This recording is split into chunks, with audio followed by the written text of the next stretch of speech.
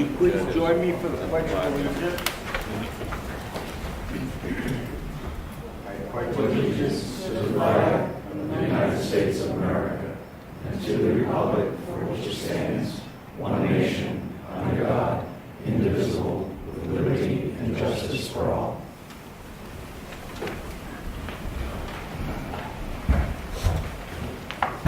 Good idea. I'd like to start this meeting with a moment of silence for the passing of Ellis Hatch.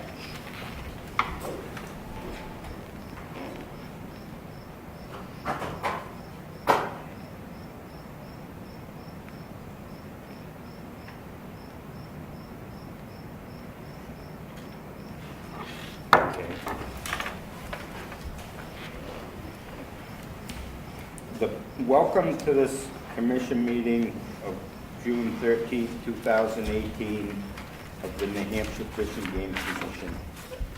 The public is entitled to attend all commission meetings, and when recognized by the chairman, the public may speak on any item on the agenda.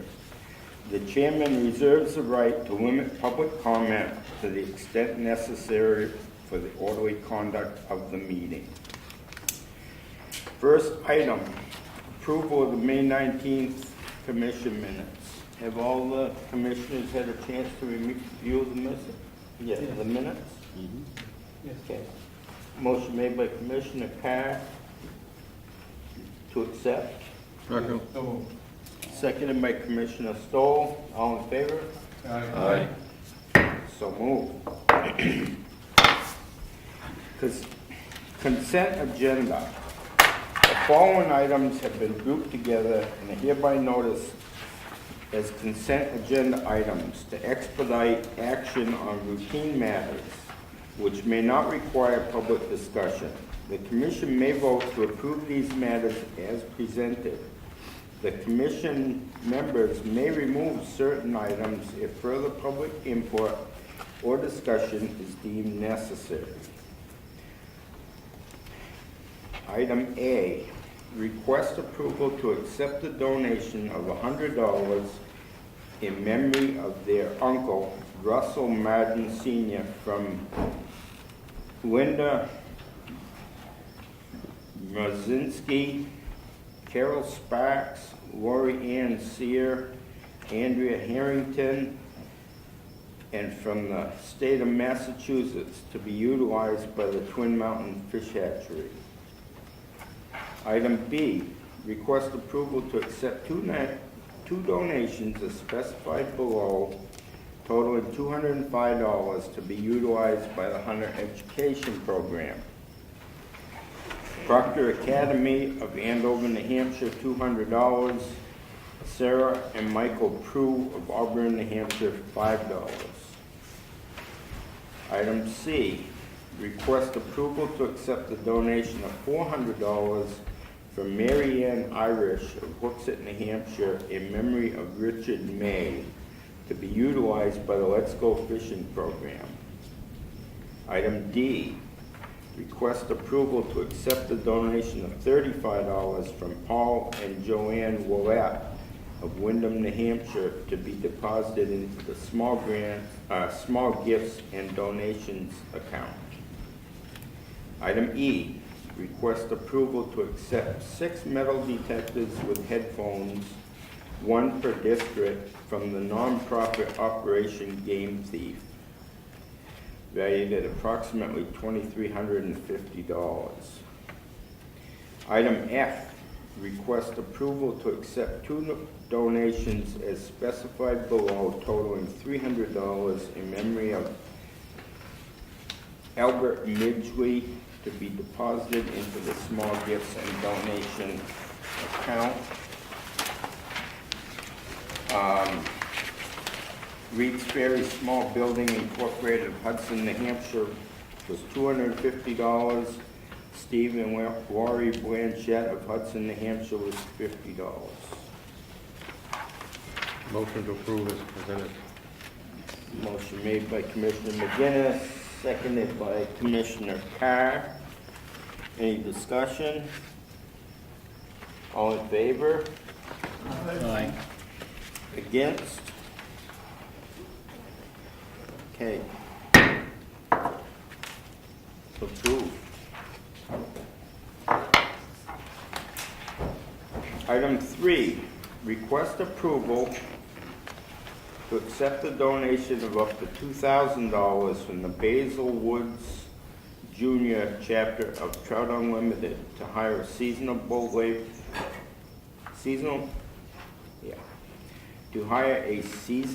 laborer to perform brook trout habitat surveys and population assessment on various streams in the Warner River watershed with Jason Smith. Thank you, Commissioner Phillipson. Good afternoon, Director Normando, members of the Fish and Game Commission. I want to take this opportunity to bring before you this generous donation that's being offered to us by the Basil Woods chapter of Trout Unlimited. This is the second year in a row where Basil Woods has contributed to this Warner River watershed conservation project. And in your packets, you should have received a little pamphlet of what a description of the project is. With me today, I have Ben Nugent. He's our inland fisheries biologist who's in charge of this particular project. And as I mentioned, this is a pretty generous donation, so I thought it was worthy of coming before you in case you might have any other questions regarding the project for myself or Ben. Yes, sir. How long is this project? How long? What will it take? So this, Ben's probably better off speaking on this than I. Commissioner Carr asked how long this project is going to be ongoing. Yeah, the project was initiated in 2012, and since then we've collected a lot of data and engaged a lot of watershed residents. And this year the river was nominated to be placed in the state's Rivers Management and Protection Program, and upon Governor's signature, a local river advisory committee will be formed, and then from this point on, the local river advisory committee will be the steering committee for this project moving forward.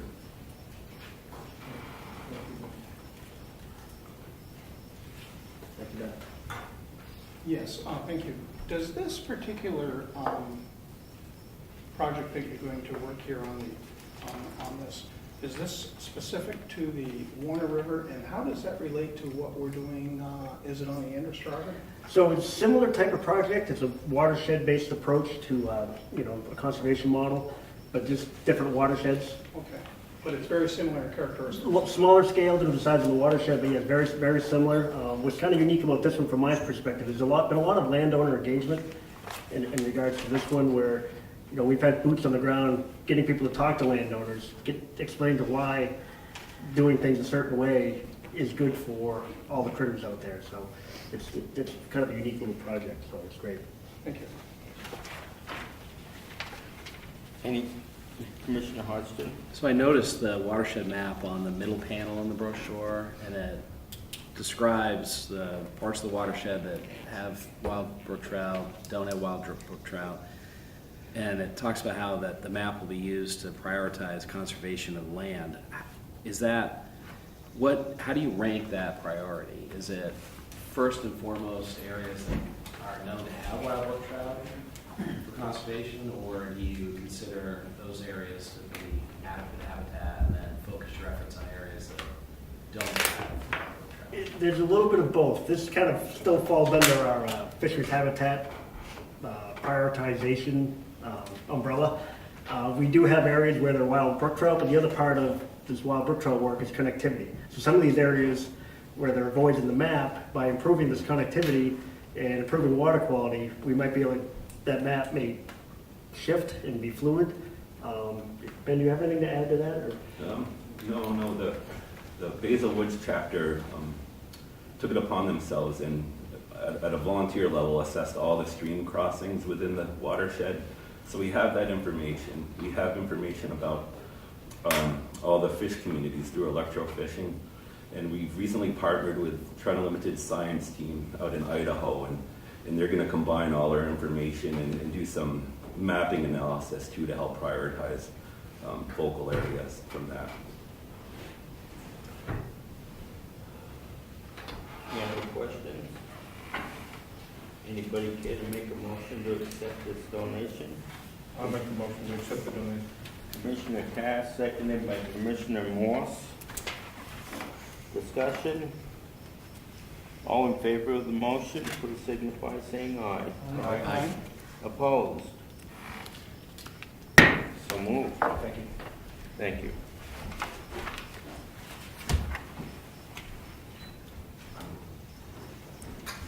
Okay, next item, update and approval to proceed with proposed rule changes regarding fishing tournament permit issuances and fees, freshwater bait fish dealers, and the department's trophy fish program with Jason Smith.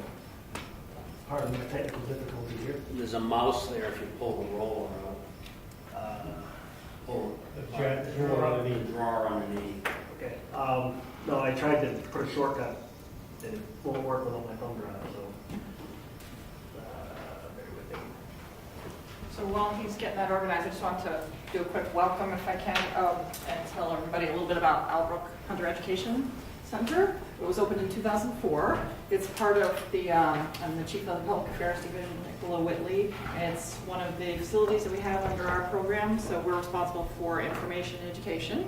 So this is the education component for hunter education and trapper education, and all the classes ancillary to that. So muzzle loader, shotgun, archery, those types of things, as well as obviously trapper education. There's outdoor skills classes, and there's summer youth programs, and a lot of great programs for everybody. Eric Geib and Tom Flynn manage the facility, and Tom has generously offered, if anybody would like to have a tour, when the meeting concludes, he'd be more than happy to show you around. There's also a brochure up front and information on our website if anybody would like to learn more. So thank you very much.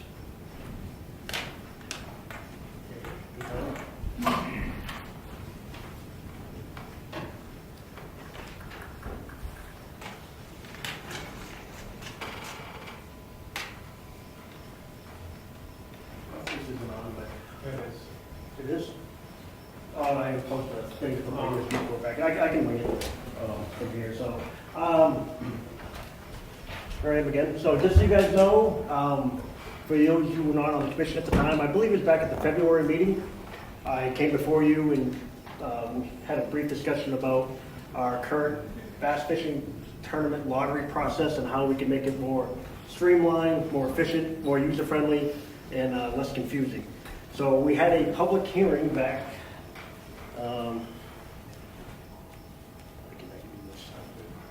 We had a public information meeting back on February 15th where we had a bunch of the bass tournament club organizers come in, and we had a pretty good discussion about a few things and a good brainstorm session. And some of this, what came from that meeting is going to involve rulemaking. So I'm here before you just to let you know what we got going on.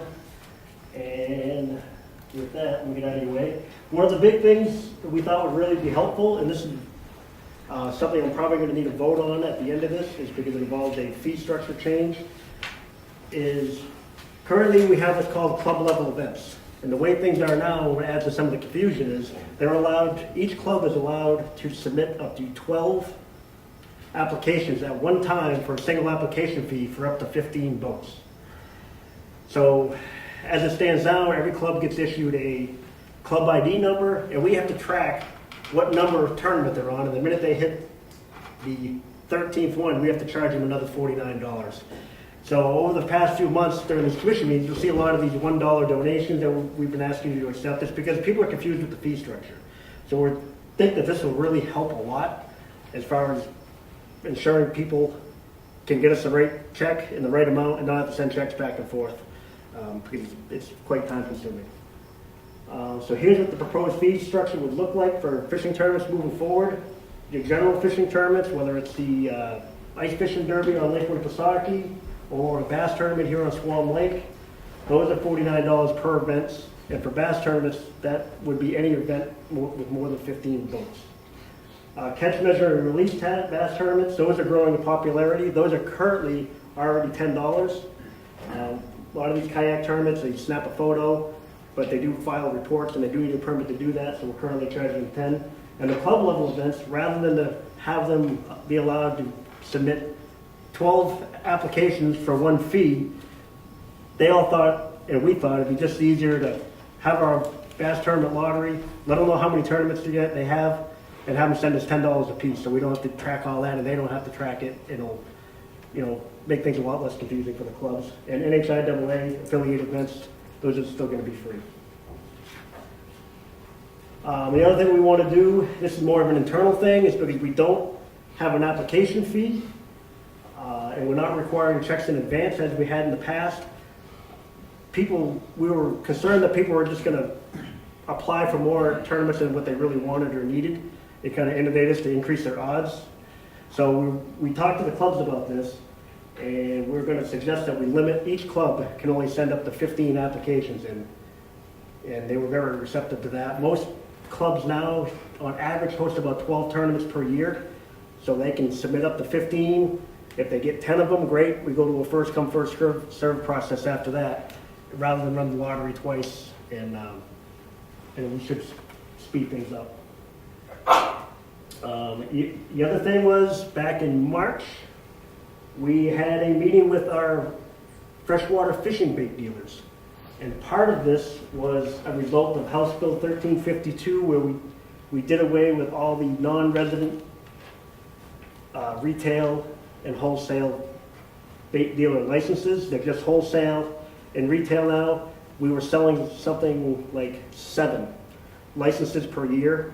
So there really wasn't any administrative advantage to it. In fact, there's a lot of extra paperwork and an extra form for something that we're not selling very many of. So now we just have bait dealers. We don't have resident and non-resident. And that was signed into law. So with that, or during our meeting, another thing that was brought to our attention by a lot of the local bait dealers, particularly in Lakes region, there's a statute currently on the books that allows licensed bait dealers to seine brooks for white suckers with nets, seines, obviously, year-round with no bag limits.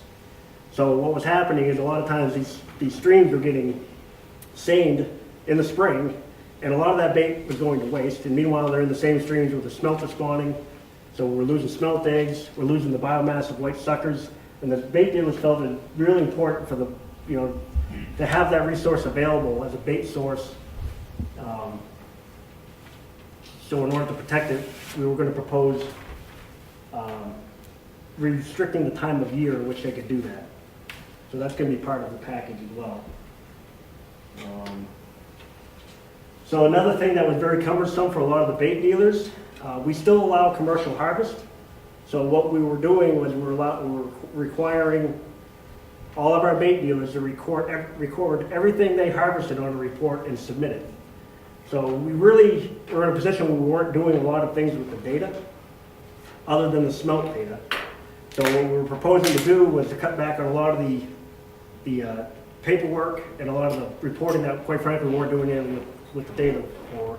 Would still require all smelt harvest and all imports to be reported, but someone trapping constructed wetlands at Walmart and Concord didn't need to report the 17 shiners they caught that month. So it's just data that's not being put to use, and this should help them as well. The other thing that was a little bit outdated in our rule proposal package is that we still have some very long, lengthy zebra mussel regulations in there. This was put in place at a time, and it was a good reason, back when zebra mussel was kind of the poster child for aquatic invasive species. But we already have other parts of our rules that prohibit the possession of this and other aquatic invasive species, so we're going to reference that rather than make it specific to zebra mussels. I think it provides the state more protection as far as including more species than just zebra mussels, like Asian clams and other things. So that was another thing that was kind of generated from us rather than the bait dealers, but it's going to be very helpful. Trophy fish program, that's the part 3 of this fisheries component of the rule package. Some of the thresholds for our trophy fish program were probably a little bit inflated for what is happening out there in reality. If you look down there, it says in 2007, only 1 entry for yellow perch and 0 for white perch were entered. So we have this trophy fish program. We're trying to encourage people. We want to see people having good success and get certificates for catching trophy fish. But these thresholds are just too high for us to be issuing any of these permits. certificates. So what we're proposing to do is drop the yellow perch weight limit from 2 pounds down to 1.5, which is still a pretty darn good yellow perch. And the white perch from 16 to 15 inches and from 3 pounds to 2.5 pounds. We're just trying to increase participation. It's a great program. People get the patch and the certificate. And it's great for bragging rights. It keeps people involved. And we really think it's a good thing to do for our constituency. And so, as I mentioned a moment ago, the reason why I had this on the agenda as an action item is because it involves a fee structure change. We would need a commission vote to approve charging $10 for a club level event bass tournament, which again is 15 boats or less. And we can either deal with this business now, or I can hand it off to Paul Sanderson, who has a couple other rule items that he wants to cover, whatever your pleasure. We're okay to do this, Paul, right now? Yes. The only thing I would add on this particular package is there are also many sections in the 1100 licensing rules that are coming up for expiration in January of 2019. So anything relating to inland fisheries, we would propose to readopt without any particular change in the fee structure, just in order to prevent them from expiring. So that's what would be added on to his package here. If I didn't mention this earlier, we're going to put all this together. We still have plenty of time. We still have to file the proposal. We still have to have public hearings. So there's still going to be time for you guys to review and make comments and provide us information on this. But this is a little bit sensitive, time sensitive on the tournament stuff, because we usually start accepting applications in October for the bass lottery. So we're kind of up against it as far as timeline. So we wanted to come forward with this today. So you need support of just the tournament fee structure portion. Just the fee structure portion. Mr. Chairman, this isn't controversial in any way, is it? I mean, I make a motion that we go ahead and do Hazen's recommendation.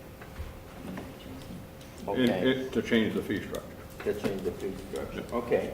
Seconded by Commissioner Morse. Any discussion? Just one question. Do Commissioner you expect Hodgdon. that it'll increase or decrease revenue to the department?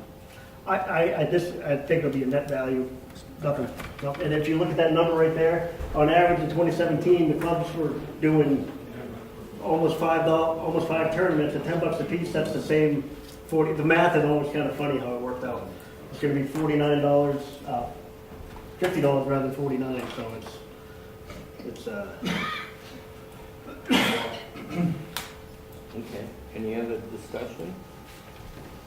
All in favor of the motion of allowing him to change the fee structure, signify by saying aye. Aye. Opposed? Thank you, Jason. Thank you.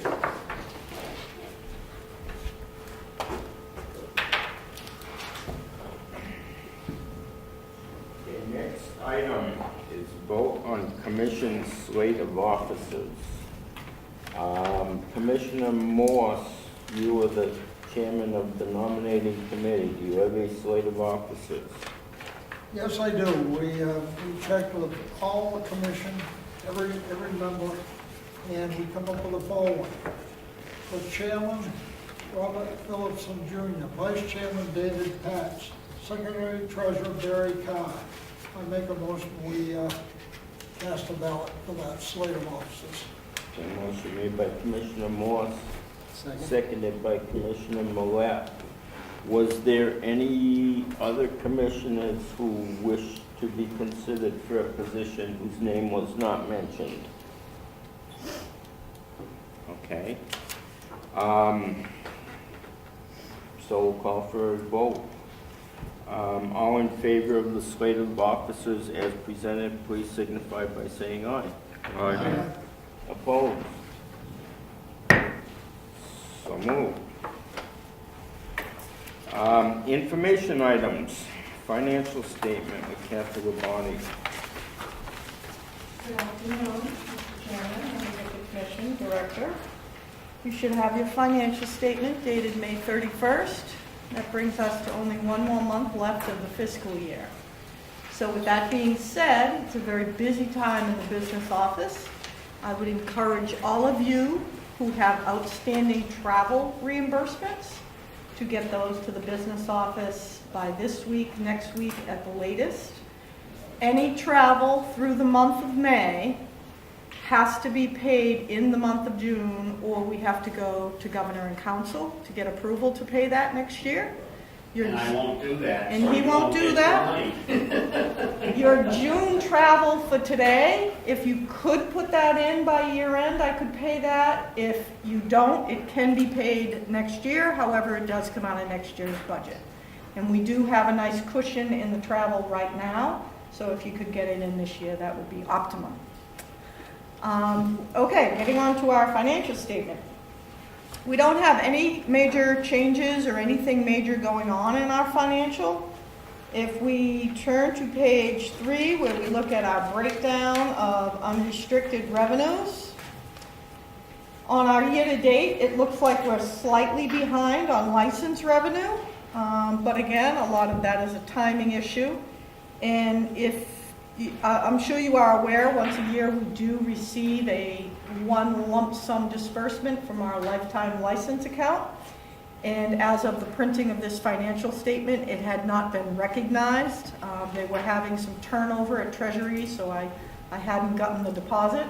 I have received word of that deposit, though, and that was approximately $206,000, which would have brought us a little bit over. So that'll be reflected in the June revenue, hopefully. However, if you do turn to page 4, where we show our projected against actual revenue received, we are still a little bit further than our projected budgeted by $155,000. So I will not have final numbers for this fiscal year until towards the end of July, because the state's books do not officially close until the afternoon of July 20th. So at that time, hopefully I'll be able to give you a number of where we ended the year in the unrestricted fish and game fund. Can I answer any questions? No questions for Kathy? Thank you, Kathy. You're welcome. Go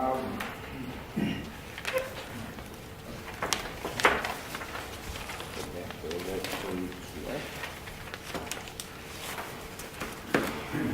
Before we get into the committees. Oh, yeah, I almost forgot that one. Okay, one more information item. Overview of future requests to expend up to $500,000 from the Wildlife Habitat account for the purchase of 3,181 acres referred to as the Ruger properties located in Sullivan County with Jim Mailer. Good afternoon, Commissioners, Director. I'm Jim Ayler. I'm the State Lands Habitat Biologist for Fish and Game, along with a small group of folks at Fish and Game and our partners at Forest and Lands. I manage Fish and Game's 54,000 acres of wildlife management areas. And I also am involved in our land acquisition program, although Rich Cook, one of our land agents, does yeoman's work on that end of things. But he couldn't be here today. So I'm here to present to you a couple of parcels that we have the opportunity to purchase in northern Sullivan County. The Ruger properties in Newport, Croydon, and Grafton. Again, 2 parcels, northern Sullivan County, just south of I-89. These are the 2 parcels right here, the Loverin Tract, 1,253 acres, and the Brighton Tract, right there, 1,967 acres. Is this out of focus a little bit? That's as good as it gets. Oh, okay. So We're a lot of focus ourselves. So. in Newport, this is the town line, Croydon, and Grafton. And this is the Corbin Park. Both tracts abut Corbin Park. And altogether, that land, the Corbin Park, the Lover and Brighton tracts, and some of the surrounding lands makes up almost a 50,000 acre unfragmented block of habitat, the largest south of the White Mountains. So let's look at each tract individually. The Loverin Tract, again, almost 1,300 acres. Excellent public and management access. We got Class 6 roads right here. Again, this is Corbin Park. We got a Class 6 road here. These are passable in 3 seasons, even during mud season. The road was in pretty good shape. So it's a snowmobile trail in the wintertime. Same as this, except this is not passable during mud season. And then you got the Class 5 road here too. It's got several wetlands, streams, ash swamp right here, beaver ponds, and a lot of operable woodland to do some forest management on. White pine, red maple, spruce fir, hemlock. Again, really good management of public access. This is one of the Class 6 roads, the one that ran along the western boundary. And a lot of log landings along that Class 6 town road for parking and for management access. This is ash swamp, 50-acre swamp in the middle of the property. It's a combination of marsh and shrub swamp, primarily alder and winterberry. Really good habitat for waterfowl, variety of fur bears, beaver, mink, otter, potentially some foraging opportunities for moose, maybe some woodcock habitat along the edge. It's got 83 acres of marsh and shrub swamp elsewhere as well. Again, really good waterfowl habitat and fur bears. It has had some forest management on it. This is what we refer to as a group selection harvest, about a half to 1 acre area that was harvested. Usually done to try and develop the next generation of oak and pine. In this case, they seem to center it around some aspen. Got some really good aspen coming back in. Going to become really good browse for moose and deer, and good habitat for snowshoe hare, and maybe a few rough grouse. This is what's referred to as a seed tree harvest. They're trying to regenerate the next generation of white pine forest. Well, what's coming up right now, this was done in 2015. What's coming in now is blackberry, raspberry, and seedling and sapling hardwoods. And as that continues to develop, it's going to create that thick, dense cover for small game, grouse, woodcock, snowshoe hare. A variety of songbirds will also benefit, whose populations have been declining. Even though there's been a good amount of harvesting on the property, there's still a lot of opportunity to do additional harvesting. In fact, we, based on our calculations, it could sustain about 61 acres of young forest habitat creation every 10 years. The Brighton Tract, 1,900 acres. Again, excellent management of public access, more Class 6 town roads. Class 6 here, Class 5 here. This is the main access. Internal road system, 5.5 mile loop road system.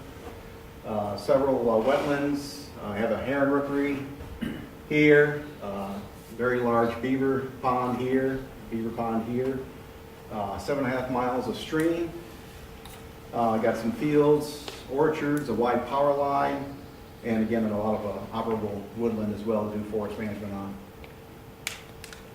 This is a picture of the internal road system. The Ruger family has done a lot of improvements on that road system in the last couple of years. Provides really good management access, again, to get in there and do periodic timber harvest and improve habitat.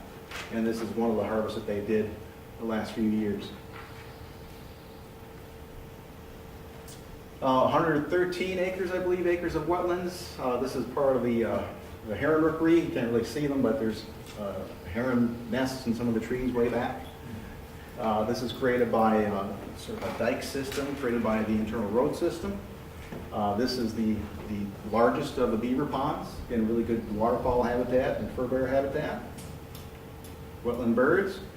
This is an 8.5 acre field that was reclaimed by the Ruger family a couple of years ago. The edge of it has some apples along the edge, and a pretty wide power line that helps to add to the diversity of the habitats on the property. You'll see turkey poults coming in and looking for insects, and perhaps some woodcock roosting, using them as singing grounds.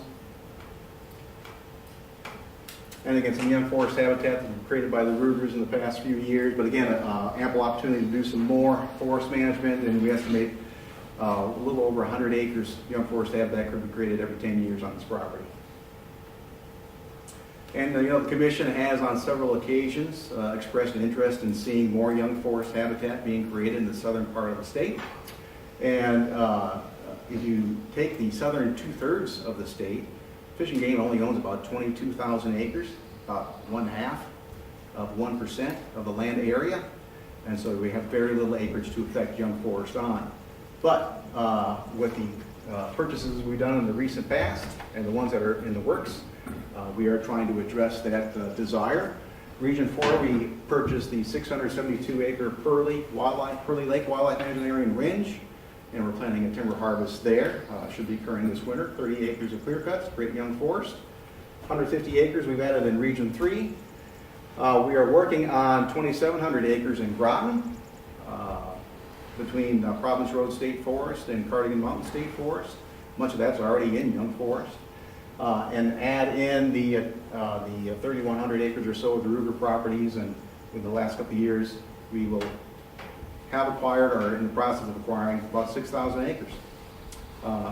And previously, the median size of our properties is about 103 acres, and not a lot you can do on 103 acres, but these properties that we're buying are sizable, and opportunities to create young forest habitat consistently in the long term, in a meaningful way. So the purchase price for these two parcels, $3.25 million. Most of that will be covered by U.S. Fish and Wildlife Service Wildlife Restoration Grant, PR funds. But that requires 25% match. And so we are proposing to utilize $500,000 of the match from the Wildlife Habitat account. And we are seeking grants from LCHIP to cover the remaining match that we require. This is where we stand for the Wildlife Habitat account as of yesterday. Current balance is over $1 million. And so if you took out the Ruger match request of $500,000, we'd still have almost $600,000 remaining. So you guys have asked for more young forest opportunities. We're working to get you those opportunities, but we could certainly use your help in being able to purchase a property like this to help get us there. And we are willing to set up, or are interested in setting up a site visit for any of you folks who want to come out and take one, so you can see these properties firsthand. Yes, sir. On the Levering tract, the southern portion is the Levering Hill Road? Yes. It doesn't cross over into the fields on the other side? Is it only on one side of the road, or does it cross over into the... It doesn't cross over in the southern part, no. Levering Hill Road here, Yeah. so it doesn't cross over into the fields.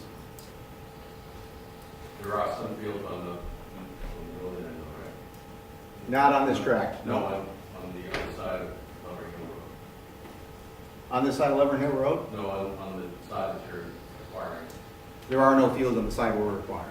I mean, there are, yes, but they're not part of this Okay, property. that's back there. Yeah. Okay. The yellow line marks the boundary. I see the fields now. Yeah. The LCHIP grants, where are they? Have they been applied for yet, or there's some kind of, somewhere in the process? It's in the process. It's in the early stages. Yeah. So the applications are due at the end of the month, I believe. Okay. And the feds, they're not going to give us a bunch of pushback? No. No. No, we've never had any issues with getting the federal grants. Excellent, thank you. So let me just touch on a couple of things for you all to think about financially speaking. So first of all, we are up against the wall to spend several $1 million in PR funds to avoid reverting them. So we've been looking at several of these large land purchases, because if we don't do something with that federal money, we're going to lose it in the next, over the course of the next several months, let's say. However, match is always the issue, right, because it's 75-25. So we're trying to get these monies obligated by September. Is that correct? Yeah. So we need to obligate those funds. Doesn't mean we have to close, but we have to obligate these funds by September. Meanwhile, as I've mentioned several times, we are coming up on the illustrious budget season. Both habitat accounts are, basically at all-time highs. To some extent, that's been because we've had a lot of federal money we've been able to use in lieu of.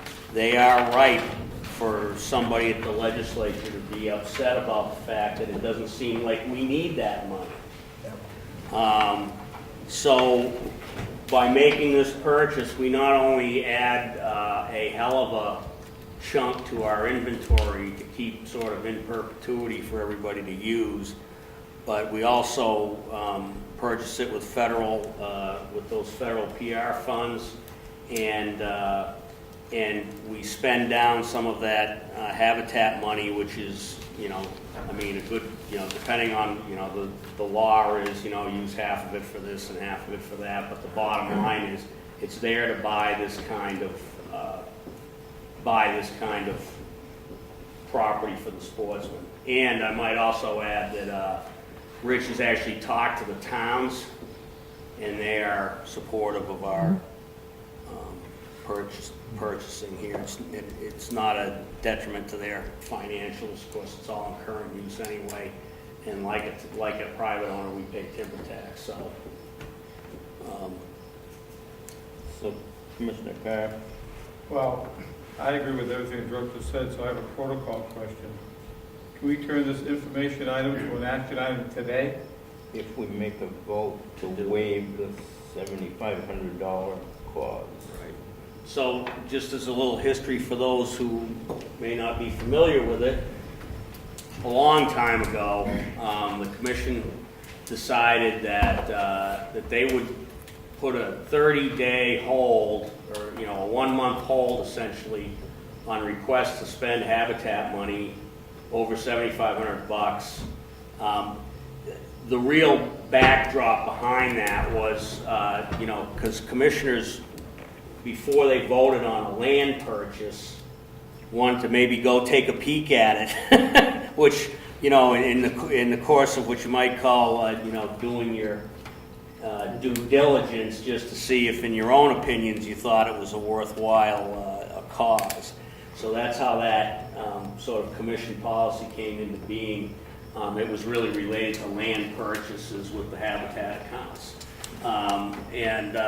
So with that, that's within your own purview to do it either way. We would be willing and happy sometime over the next few weeks to make a road trip over there with everybody, or whoever wants to go.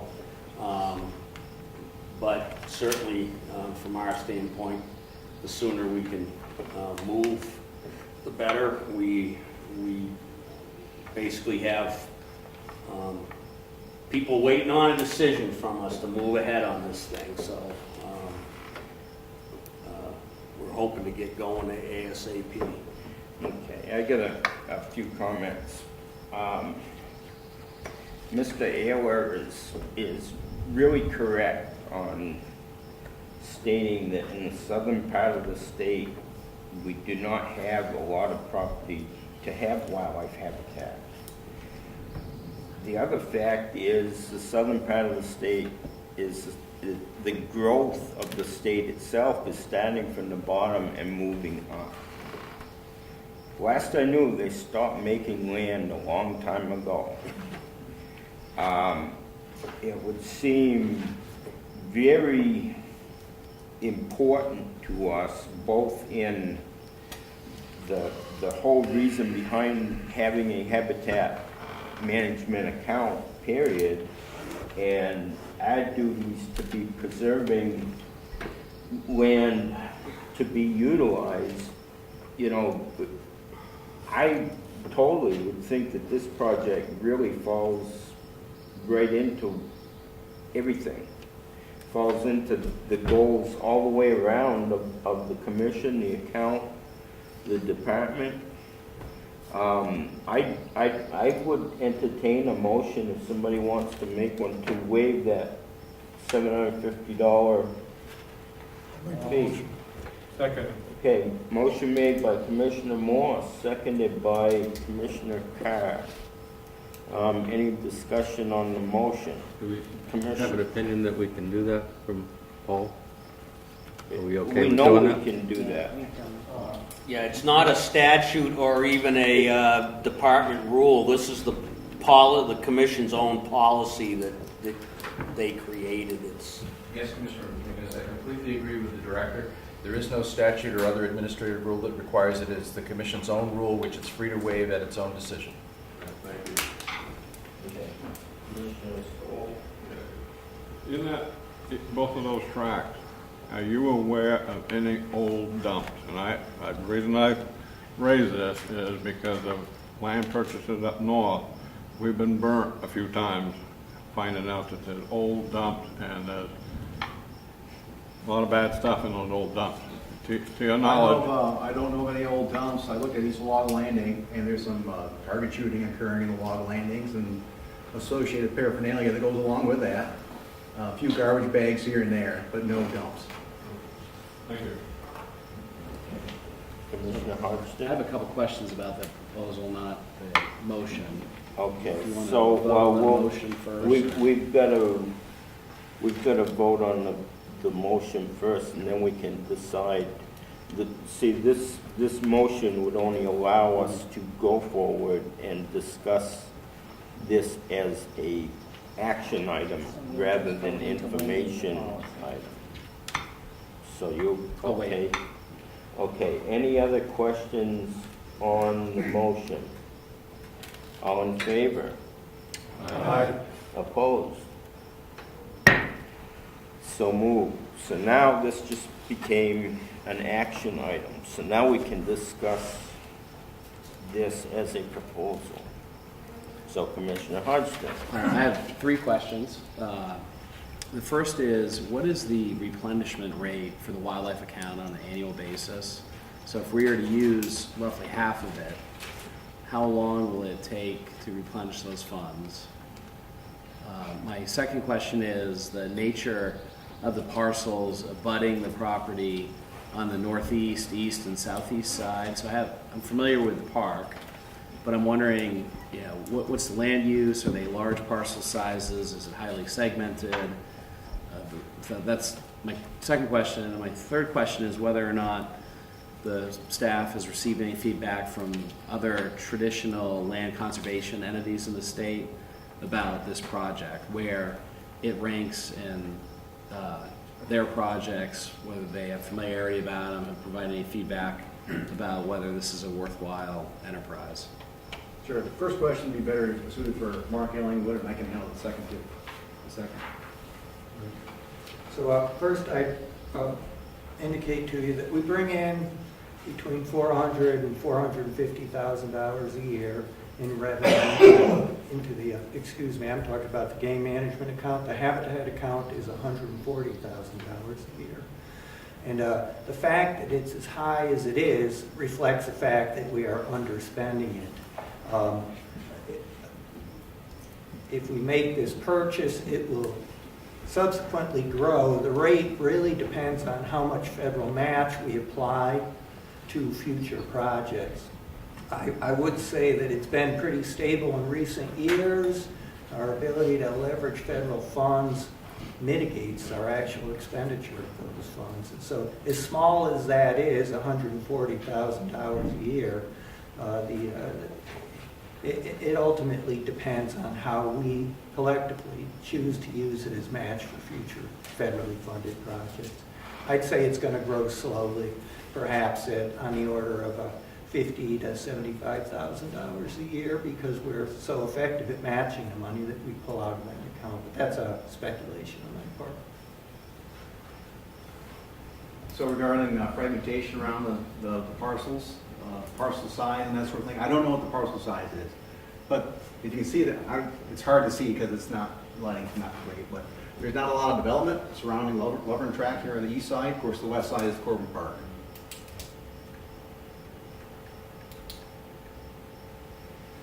Brighton tract, again, Corbin Park, and then the surrounding area, very lightly developed along the Class 5 road. So you got, widely dispersed homes, some horse farms, some, hay fields and that sort of thing. So it's not highly fragmented around either of these parcels. And with regards to the interest in other land conservation organizations, we're actually partnering with the Conservation Fund on this project.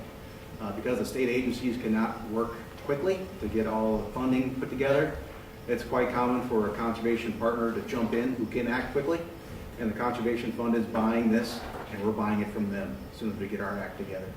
And the Nature Conservancy was also very interested in these parcels. I don't know about the Forest Society. Matt, do you know? We're not involved, but it's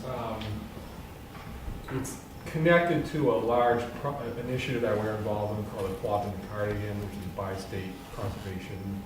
So we would welcome this. We're not involved in it, but Commissioner McGinnis? The lumber yard was on the market, I believe. I didn't know about the Brighton. How is the price in relation to what it was on the market for, and does the federal funds require appraisals and all of that? Yeah, for the federal grants, we can only pay fair market value based on an appraisal. An appraisal is done by a certified appraiser, and that has to be reviewed by a certified appraisal reviewer. And so, yeah, that's the fair market value. And how is the price in relation to the asking price for the That I don't recall. Sorry. And who does those negotiations? Who does the negotiations? Our land agent, Rich Cook. But it goes relatively, well, in this case, the Conservation Fund as well, because they're the intermediary. But for us, it's, here's the fair market value based on a certified appraisal. This is what we can offer you. Any other questions? Okay, anybody can make a motion? I will. I make a motion to approve the request to expend up to $500,000 from the Wildlife Habitat account for the purchase of 3,181 acres referred to as the Ruger properties located in Sullivan County. Okay, motion made, seconded by Commissioner Moat. Any further discussion? Okay, all in favor? Signify by saying aye. Opposed? So moved. Thank you, Jim.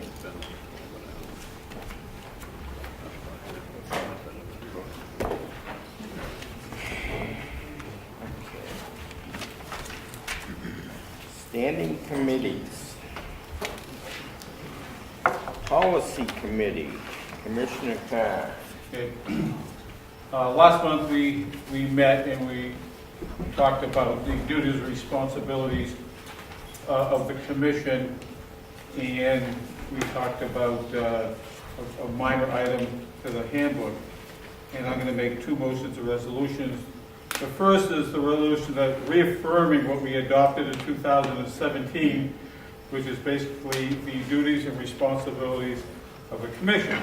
And I'll read it verbatim. Whereas the New Hampshire Fish and Game Commission has been in existence since 1935, and whereas the current structure of the commission and the Fish and Game Department affords an opportunity for the public to have access to the commission's members and the executive director at each monthly public meeting. And whereas this amount of public access is far more extensive than any other department of New Hampshire state government. And whereas the commission believes that the current structure, qualifications, and duties of the commission and its members as set forth in RSA 206:2, 206:2A, and 206:3 provides the best way for all citizens of the state to assure that the fish, game, and wildlife resources of the state will be protected and preserved. Now therefore, the Fish and Game Commission resolves and states that it will advocate for the preservation of the structure, qualifications, duties, and membership of the commission as expressed in current RSA 602:2, 206:2, 206:2A, and 206:3 in any proposal for a change that may be brought to the New Hampshire General Court. The second one is a minor item in the handbook. It says that the commission meets every third Wednesday. I'd like to make a motion to put it to where reality is that we meet every second Wednesday of the month. Okay, so you have two items. So on the first item, to reaffirm the commission's position on that resolution, is that your first That is motion? the first one, correct. Okay, and so you're making a motion? I said I was making a motion that I would read. Okay, and seconded by Commissioner McGinnis. Any discussion? All in favor of reaffirming that resolution, please signify by saying aye. Aye. Opposed? Okay, reaffirmed unanimously. Second motion, Was simply to adjust the handbook for the meeting of the Fish and Game Commission from the third Wednesday of the month to the second Wednesday of the month. Mr. Director. Maybe it would be worthwhile to put normally in there, because, I'll accept that friendly amendment. because, you know, let's face it, we've had to move the commission date off the second numerous times, and in fact, I'm gonna have to ask you to do it in September. So, you know, I think it's the rule of thumb, but sometimes a hammer hits the thumb, you know, so. I would accept that as a friendly amendment. Okay, seconded. Commissioner Millet. Any more discussion? Okay, all in favor of moving the date to the second Wednesday of the month usually? Please signify by saying aye. Aye. Opposed? Okay, thank you, Commissioner Carr.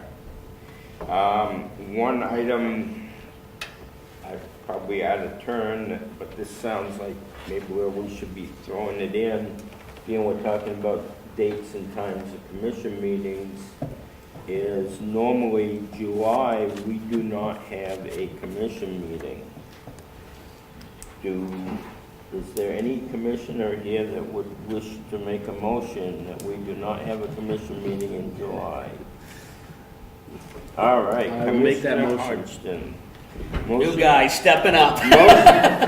Motion made by Commissioner Hodgdon, seconded by Yeah. Commissioner Stohl. Everybody with a camera on the leg. We probably don't need much discussion on this one. All in favor of canceling the July meeting, please signify by saying aye. Aye. Opposed? So moved. Okay, Rivers Committee, Commissioner Ryan, there's no report.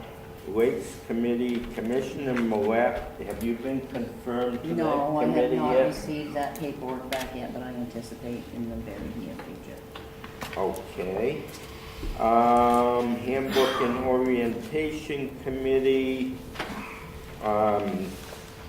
Commissioner Pax, who's not here.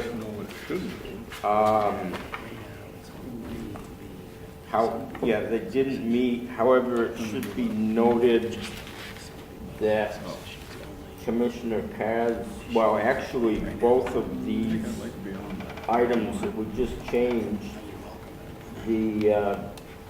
well, you wouldn't Came have in to, handy. you wouldn't have to necessarily change the resolution that set that performance, but the other one is for a change in the handbook, so note should be made to them to do so. Strategic Planning Committee, Commissioner Hodgdon. I just have one brief update. The committee hasn't met since our last commission meeting, but there was a meeting of the Concord where the recommendations of the Lake Sumter Boat Access Commission came up, and the Concord entity decided that they would put that issue on hold until their July meeting. So it was a very brief conversation and a quick decision to put it off until July. Okay, thank you, Commissioner Hodgdon. Strategic Plan, no, so I just did. Wildlife Heritage Foundation with Commissioner Hodgdon. Thank you. So the foundation is in the process of updating and adopting a new strategic plan. They had a half-day long planning session about 10 days ago.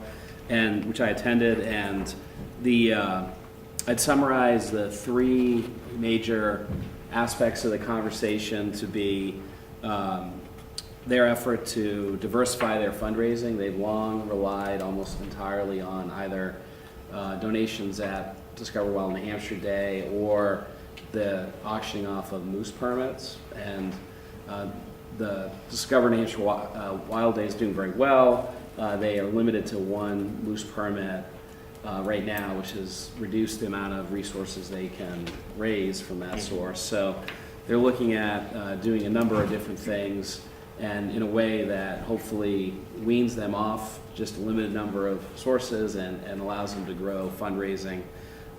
One of interest that'll start July 1 is that they have a partnership with Beam Suntory, which is a spirits distillery.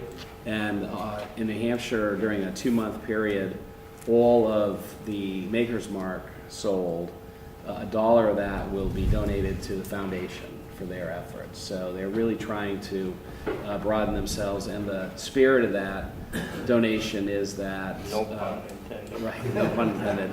The foundation, and of course the distiller, is really interested in water quality issues, so that's the link.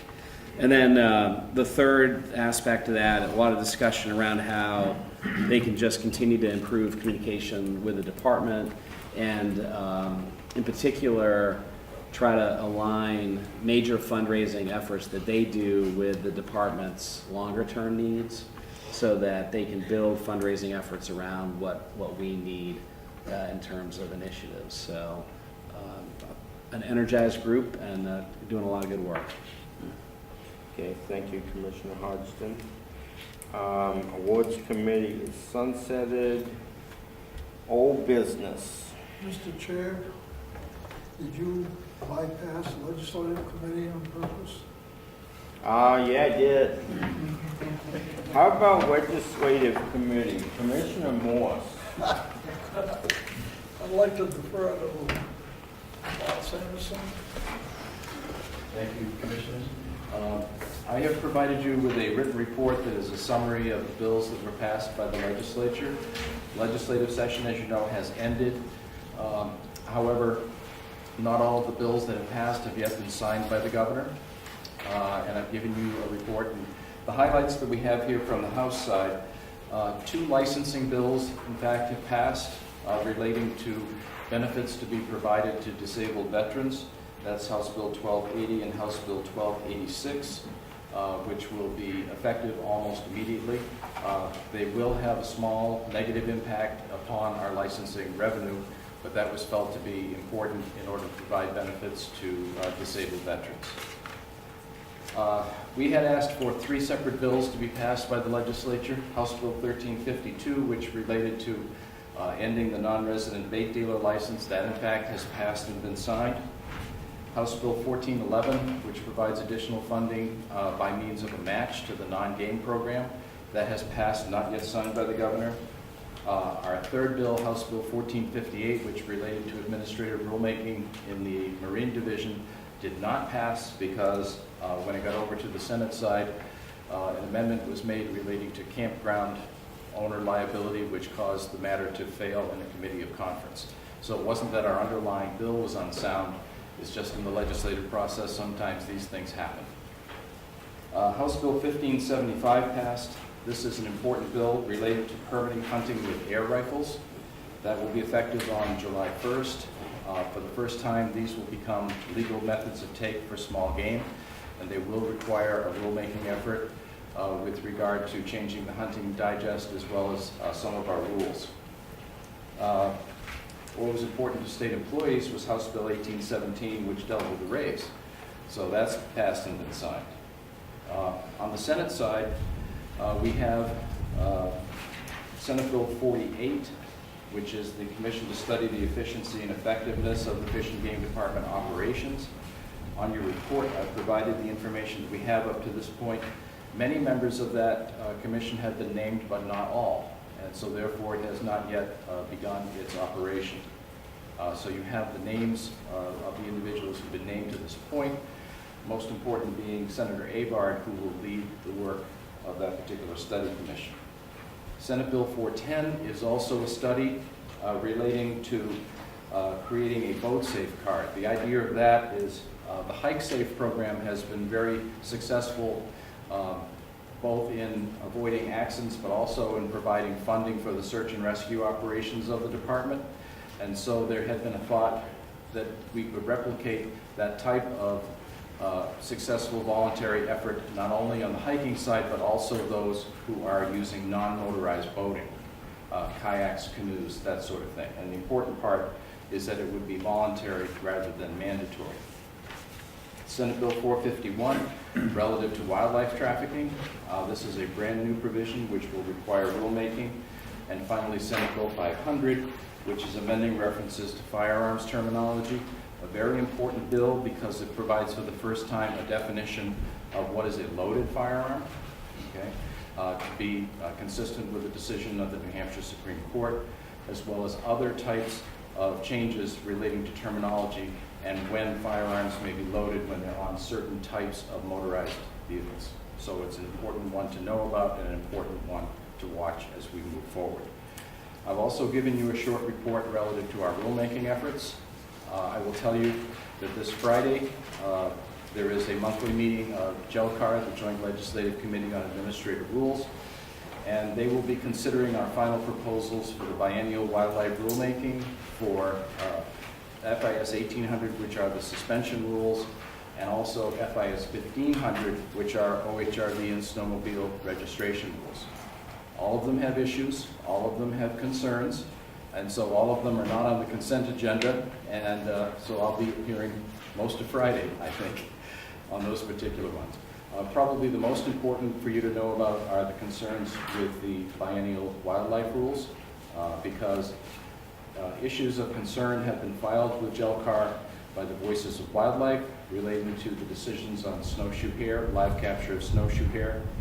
Concerns have been filed by the Humane Society of the United States relating to your decision back in the very beginning of the rulemaking process not to deal with any seasons for coyote. And then I believe also that the Trapping Association will be noting their particular concerns with regard to fur bearer issues. I don't really want to comment on any of those because all of those individuals are here and they can comment for themselves. But certainly they will be speaking to GovernmentOversite on Friday. As you heard, Jason gave you earlier, we will be working on a package for the inland fishery department, part of the department. As he noted, we have a package that is similar for the marine division, having to do with changes in the FIS 600s to bring them up to date, as well as take licensing rules in the 1100s for marine, which are due to expire in January of 2019 and bringing them up to date. The FIS 1300 rules, which relate to guides, also expire in January, so we'll be working on those. And then we'll be dealing with all of the adjustments that are required by the new legislation that I just described to you. So with that basic summary in place, be happy to take any questions you might have. May not be for you, Paul. What is the boat safety card? Are there any ideas or projections on what kind of revenue that might bring in? There really isn't at this point. We can tell you from the Hike Safe side that the revenue is something over $100,000, and the hope would be to come as close as you can to that. Thank you. Anybody else? Thank you, Paul. Thank you. Okay, does anybody have any old business? Okay. You have your hand up, Ernie? Oh, No. You're checking the minutes. Okay, we'll go to new business. One of the items I have for new business is I'd like to at least poke into the possibility of having our August commission meeting at Berry Camp, while the camp is open, and possibly inviting the Wildlife Heritage Foundation to join us up there, being there, doing a lot to help the promotion of Berry Camp. Do I have any of my fellow commissioners that are willing to make a motion that we do that? Mr. Chairman, I would make that motion. That way I haven't got to drive the whole length of this damn state. Okay, motion made by Commissioner Stohl and seconded by Commissioner If Carr. it's doable, which. If it's doable, do we see it, is there a reason? Well, the only issue is space, but I mean, the fact is that, you know, we could cram into the white building up there or up in one of the hatchery buildings or something. I mean, worst case, we got the garage. So, you know, I would defer to Nicola to check into the program, but, you know, I don't know that it's absolutely necessary that the meeting itself has to be, say, in the dining hall. You know, we could do it Right. I mean, there's only about 40 buildings on that property, so we could probably figure something out. What's that? You do it in the new archery building, that's big enough. There you go. Yeah, it actually is. Okay, so it's a motion if, you know, if possible, that we'll try to move the August meeting. All right, so we got motion made, seconded, all in favor? Aye. Opposed? So moved.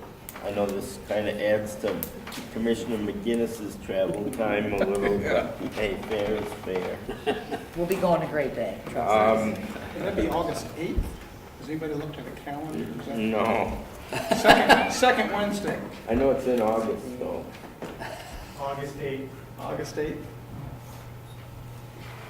Let's move it. Okay, so commissioner reports, being that it kind of might help you follow my thought process a little bit, I'll go first. Commissioner Hodgdon and Millette and Carr and ex-commissioner Ted Tichy and I spent last weekend at Berry Camp, finishing the archery range projects to get things together because the kids are going to be there in 2 weeks. The 24th is when it starts. And this camp was basically full within an hour and a half of being opened for enrollment and was totally full by the end of the first day. So there's a huge need and a lot of little kids that want to learn about a lot of the activities that take place outdoors. And I've always felt it was pretty important for the commission to do whatever they could to try to help to make this happen without it being a burden on the department, because everything is all volunteer. So, you know, and I really appreciate the commissioners that came up and helped last weekend, and also I guess he's the manager of the hatchery, Wayne Pascal. He was there with us from white till dark both days. Anything he could help with, he was doing. So he deserves a little bit of thanks too. So that's kind of why I thought it might be good we have a meeting up there in August. That's all I've got for a commission report. Commissioner Stohl. Mr. Chairman, I had the pleasure of attending a very nice retirement celebration for Lieutenant Saunders last Friday. Commissioner Millette and Commissioner Baldwin joined me, along with the retired commissioner who made the presentation. We stuck him with a short drawer, and he made the presentation of the whereases and the wherefores. So it worked out good for Commissioner Baldwin, Millette, and myself not have to do that, but it was a very nice evening. Okay, any other commissioners? Okay, director's report. Well, I guess my first question, Moose, would be, you know, I don't know how the signals got crossed, but we were gonna have a thing this morning at 10 o'clock, which if you looked in the minutes from last meeting, we discussed on the agency finance And I guess the message didn't get out because the staff was sitting here, but nobody showed up. So the question is, do you want to do something with that at this meeting or time? I think that we can. I mean, it's up to you guys. I've got one item I want to take care of, and then we can go right to it. I mean, we're way ahead of schedule, so I think we've got time enough. You'd probably want to do the call to public first, I'm guessing. Okay. Well, Because, unless they all want to sit around for 45 minutes while I go through my thing. Okay. But that's kind of your whole director's rather than a report, or do you have kind of your report to do too? Well, I would say, I don't have a whole lot to talk about, so we can just go down that finance road if everyone's willing to hang out and listen. Okay. If not, we can do it at another time. What we'll do is we will be skipping 2 calls of the public and then have the director's report after follow the public, and hopefully we'll have time enough for the presentation. Yeah. Now, before we have the call to the public, I would like to take a few minutes to thank Commissioner Walt Morse, who's been on the commission for 15 plus years. Very helpful, always was a nice music. Man, the timing of that was perfect, Moose. That's something that Just wanted to check, see if your phone was on. Yeah, Commissioner Morse asked me to play that for him for background tunes. Has always been here, been on legislative committee for most of that time, spent tons and tons of hours, gone over the hearings, and as of today, he retires from the commission. And being he's been here so long, his pension from the commission is 100% of his normal commission pay. So I'd just like to take a minute to thank Commissioner Morse for all his service and dedication.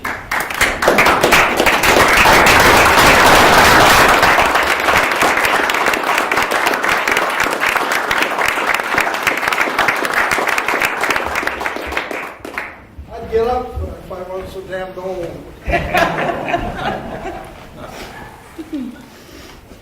Okay, so now we can go to call to the public.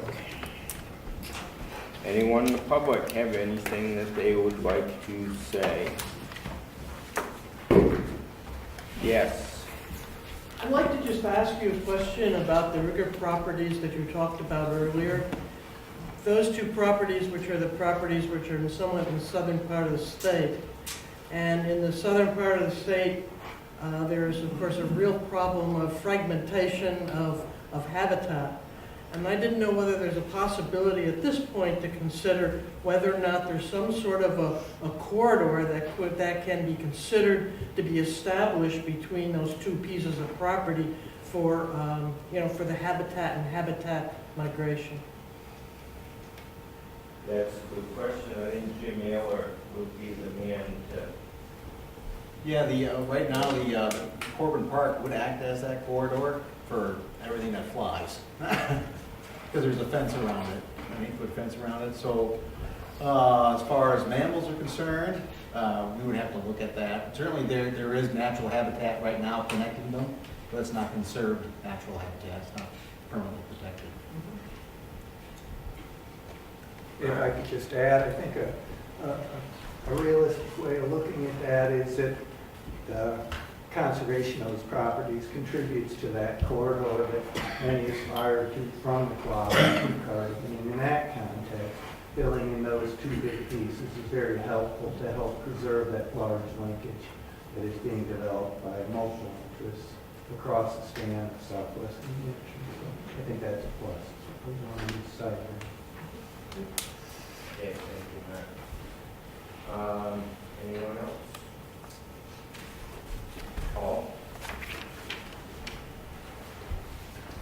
For those of you who don't know me, I'm Paul DeVoe. I'm the current president of the New Hampshire Trappers Association. I'm going to try to read most of this so I don't wander away. Director, commissioners, thank you for allowing us to speak. We were pleased and appreciative that the biologists and administrators at Fish and Game met with our association, heard our concerns, listened to our suggestions, and altered the proposed trapping season to assuage our concerns. We were surprised, however, when the bag limit was added for the fox season at the 9th hour.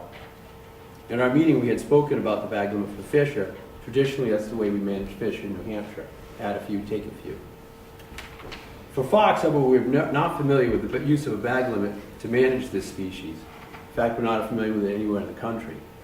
The threefold issue with trapping fox. Number one, they're wary and very difficult to trap, so they're smart.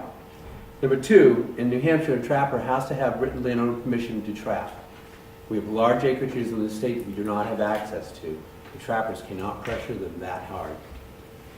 Number three, the ground freezes in November, December, makes it difficult, often having traps. Even the best trapper has problems making those traps operate in those conditions.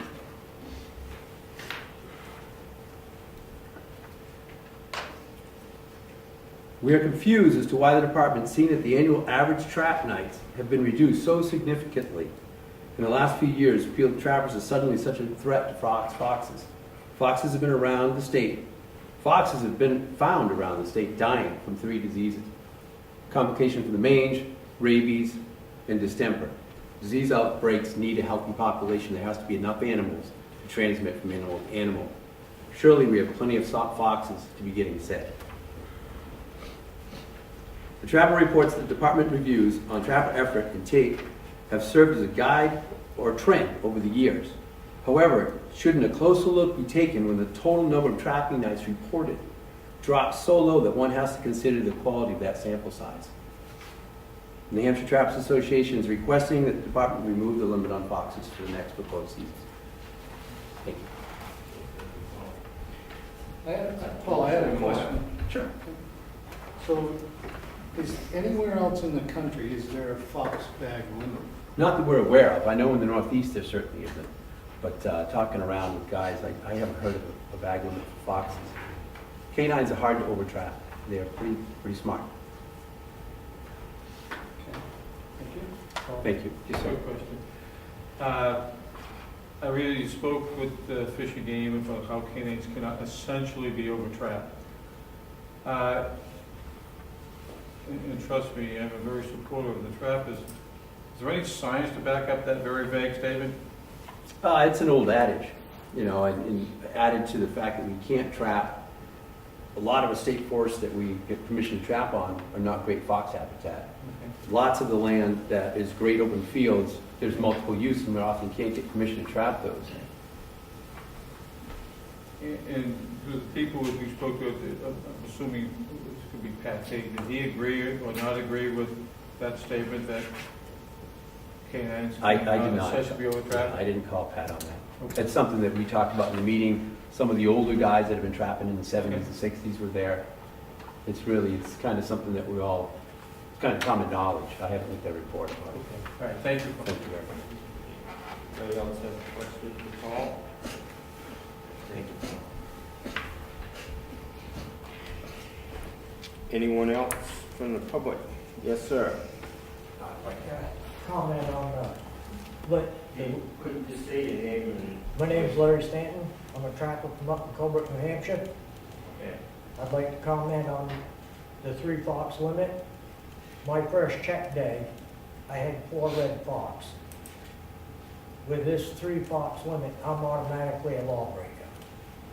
I got 4 gray fox. I'm a lawbreaker again.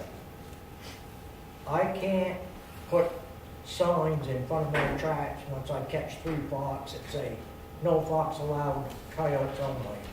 They can't read. The coyote population is gonna go right through the roof with the canine trappers not being out there. And that's all I've got to say. This has got to be repealed. It's got to be.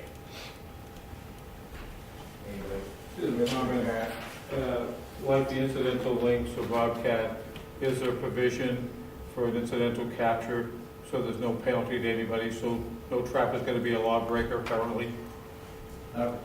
Well, I hear you, and that would certainly be taken into consideration, but it would be difficult at best. Because at what point do you know, if we're catching them and the bag limit, we've got a bag limit on them, at what point do we say, okay, enough is enough? I agree with Larry. You would probably, I would expect trappers not to trap canines. You know, would limit their ability to trap canines, I think. So I wouldn't be, I'm never comfortable when we waive current law. It's always, as you know, it's a difficult decision to make, to be fair. Mr. Chairman, I think I need to weigh on that. Anybody here doesn't know, I'm one of the new commissioners on here, so I'm trying to learn the process, because I'm a process person. I always have been my whole life. This is the documentation that I've got since I've been a commissioner. Most of it has to do with seasons. Matter of fact, all of it has to do with seasons. When it comes to fox, I got documentation from the department issued to us at every commission meeting, and it says, okay, we're going to restrict the season, the month of January. Then that decision was made not to do that. Nothing in this packet has anything to do with a limit. I did go to the men's room once during the meeting, I think the meeting that we approved the 3 fox limit. Mr. Stanton called me up. He lives in my area. And this was 3 days before the last commission meeting, the May commission meeting. Asked me, he says, do we have a 3 fox limit? I said, no. He said, well, I think you better check. So I called Kent Gustafson. Kent says, yeah, we put it in at the last minute. Now, we had all of these hearings, public hearings. I'm a selectman in a town. If you have a budget, you propose a budget, you have to have a public hearing. If you change that budget substantially, you have to have another hearing so that the public knows that you're changing the budget. School boards have to do the same thing. Planning boards have to do the same thing when it comes to an ordinance. I don't know if this process allows this to happen at the last minute. Okay, we're going to say, okay, we're going to have a 3 fox limit. I personally don't think that that's a good way for us to go, and I'm addressing the commission. I think the process needs to be looked at. This 3 fox limit is a good way to get trappers out of the woods, and I think if you get them out of the woods, we're going to have some problems in the future. Mr. Director. So, in every public hearing, the trappers said, don't reduce our opportunity, because our proposal is based on the fact that over a very long term, the fox populations have been decreasing dramatically.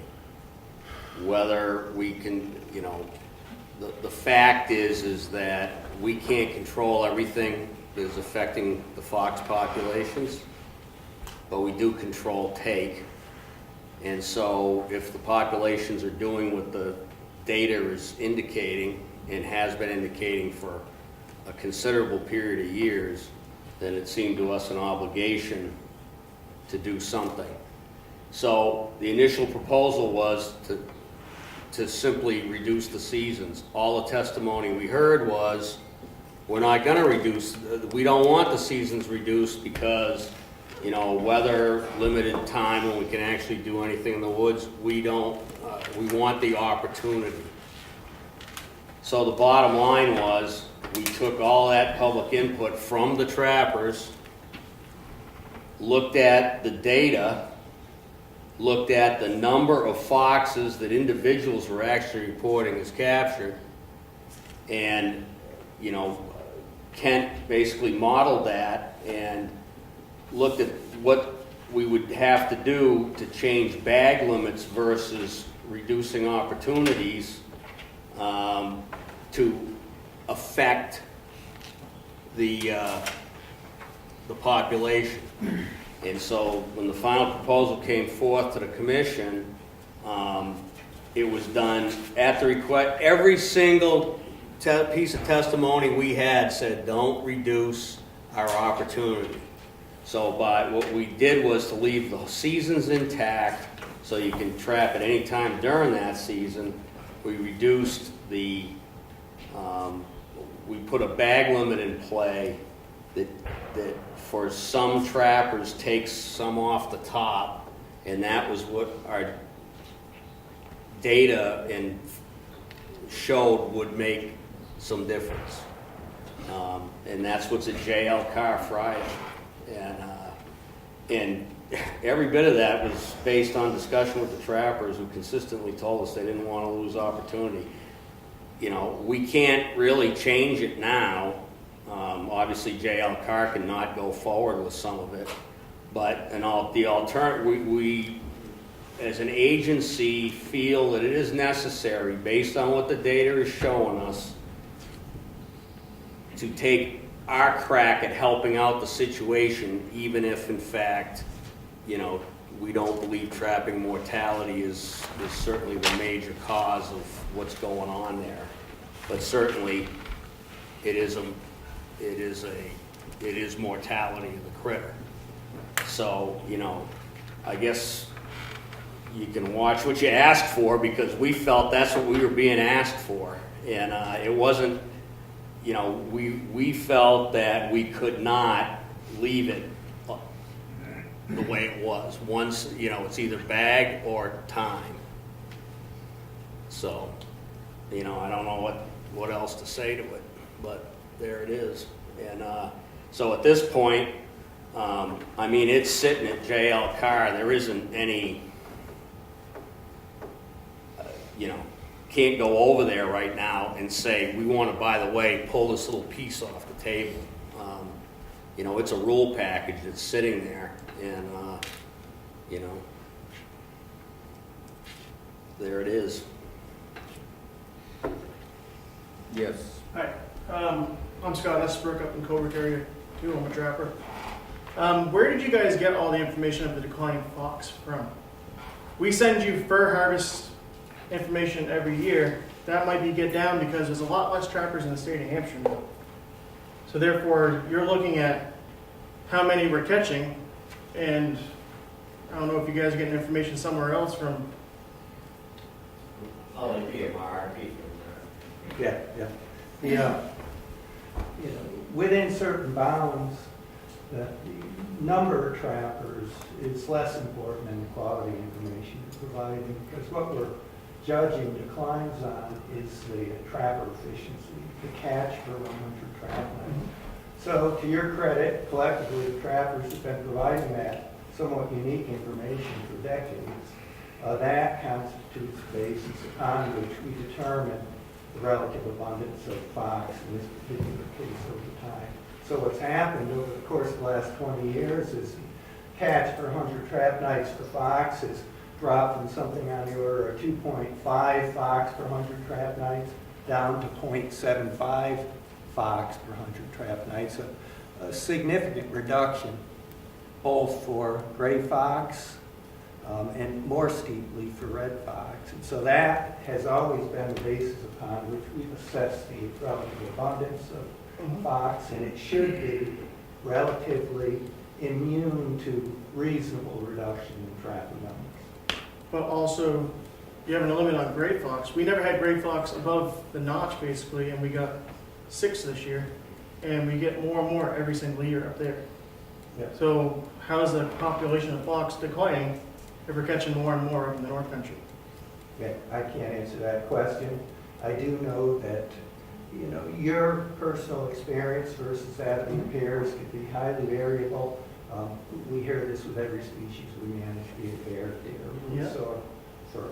But ultimately, we try to develop what we consider to be the most objective, fair-minded, constant index that we can. If we were to defer to 60,000 deer hunters based on their observations, or 450 trappers based on theirs, we'd have huge variability in that. And I think it would probably be inactionable. I do want to say, though, for the record, that we've always partnered very closely with the trappers. We value their woods wisdom and their input. And in my experience, similar to the directors, we thought we were doing exactly what we had been asked to do while still safeguarding the the status of those populations, which I think we all have a shared interest in. In fact, I know we do based on past experience, but I didn't hear reference to Fisher alone.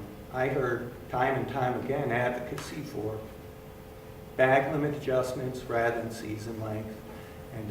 And that occurred right through the 3 hearings we held. And of course, the last hearing was either late March or early April, and by April 8th, we were talking to you with a final proposal package.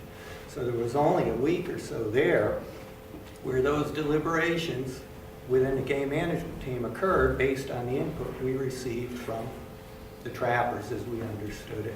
I have no doubt that Paul is sincere in his position that wasn't the intent, but that is what we heard. That's across the board on the game management team, and I suspect it's true for the commission at large.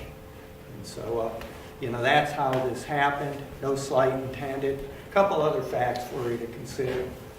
Shortening seasons is the least precise way of trying to manipulate harvest. We know that from adjusting deer seasons. Everybody has the ability to undermine our ability to reduce opportunity by trapping more intensively or focusing their effort during those peak times when those animals are more vulnerable.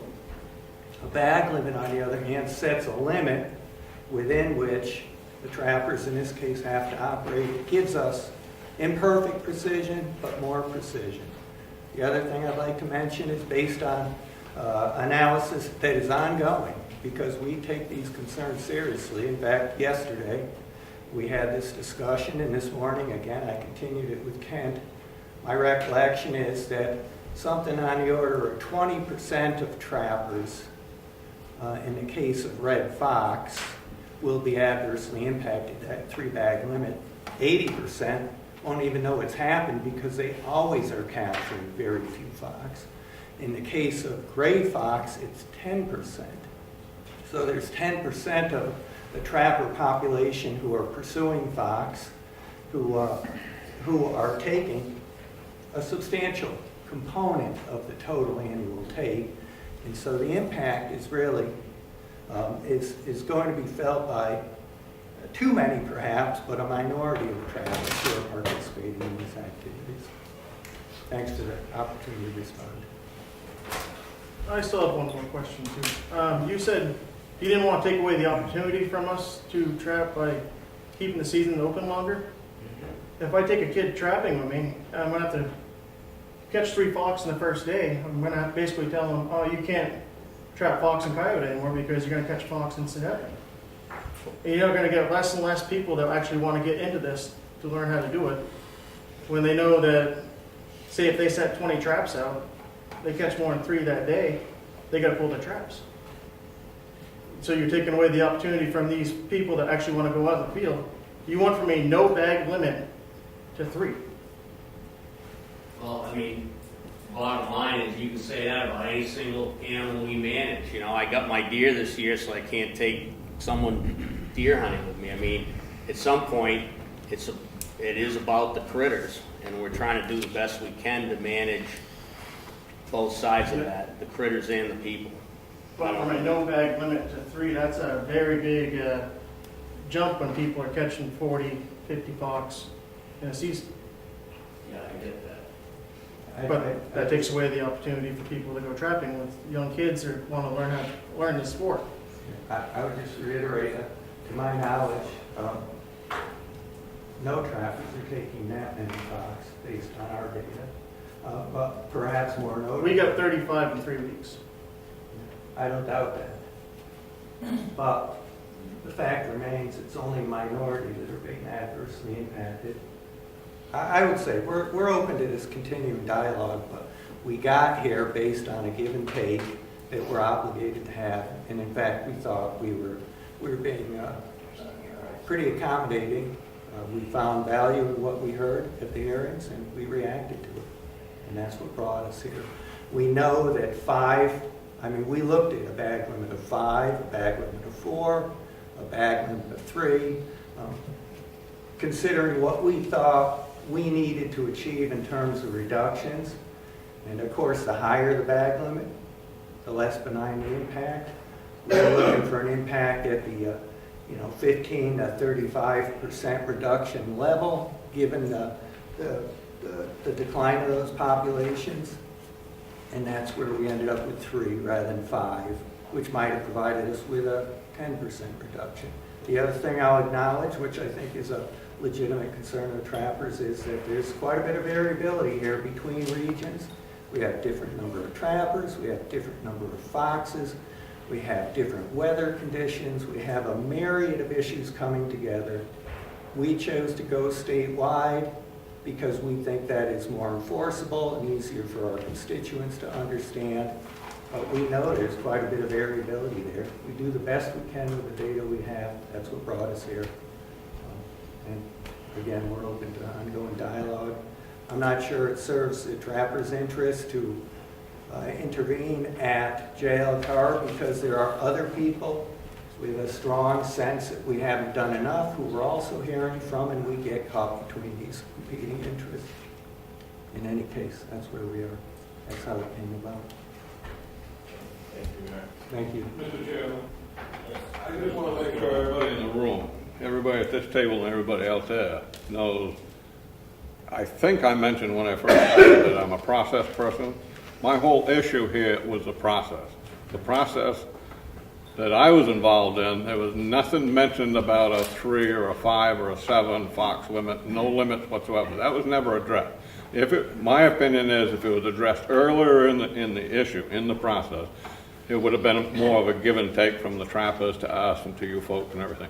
I'm not here, I'm not going to go to jail, Carr, and fight this thing or anything like that.